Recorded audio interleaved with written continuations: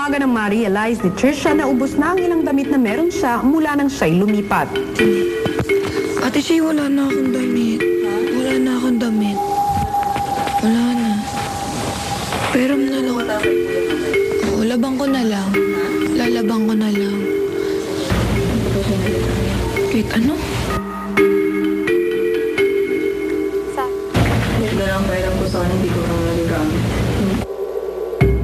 Maya-maya pinahintulutan na rin ni Kuya na maghatiran ng kumpletong bagahe sina Joe at Trisha. Pati yung mga Andes na. Sorry na lang. For good na ba ito? Or what?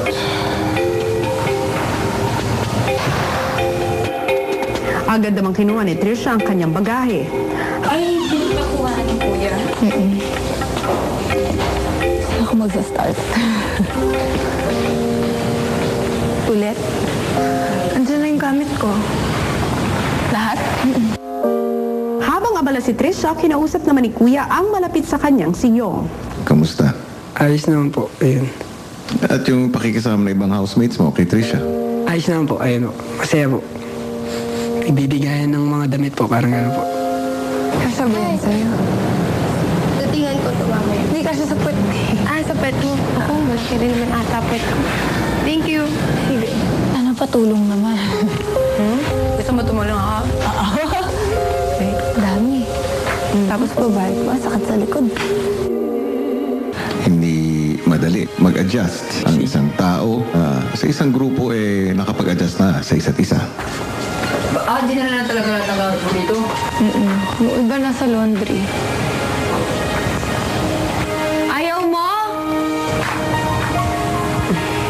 Di, wag na lang. Alis na lang ako. Tatampo na naman ako. Arte mo? Tatampo na ako, isla ba? Ayaw mo ako dito. May sinabi ba ako? Nararamdaman ko. Kes, paano yung pakiramdam mo? Dahil si Yong ang malapit kay Trisha, isang espesyal na task ang ibinigay sa kanya ni Kuya. Gusto ko na tulungan mo si Trisha na makapag-adjust dyan sa mga kasama niyo. Aba, Samantala habang magkakasama sina Kyra, Devon at Shay, pinag-usapan nila si Trisha. Nagkumakati siya. Sabihin ko ngayon kay Kuya pag tinanong niya, kamusta si Trisha?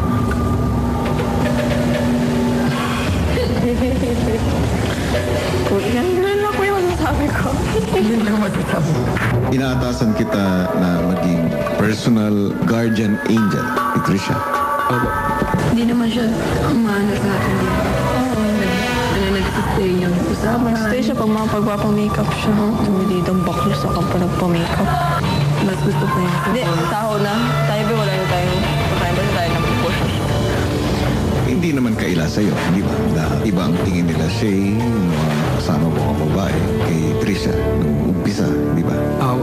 yung isa po. Siguro, doon mo pagtuunan, doon siya matulungan paano siya makaka-adjust sa ganong klaseng sitwasyon. Opo. Tao na bahalang husga. Kaya mo ba ito? Kaya po. Salamat po sa pagpunta po dito ni Trisha po. Matapos makausap si Kuya, agad pinuntahan ni Yong si Trisha. Hindi ka ba nahilang kasi parang gano'n? Yun yung sinabi ni Kuya, nilipat ako dito. Okay lang naman kasi nag-sorry si Ate Shay. Pero inaalala ko baka ano. Baka taraya. Syempre, teritoryo niya to di ba? Hindi mo na maiwasan yun. Hindi niya naman ako tinatarayan.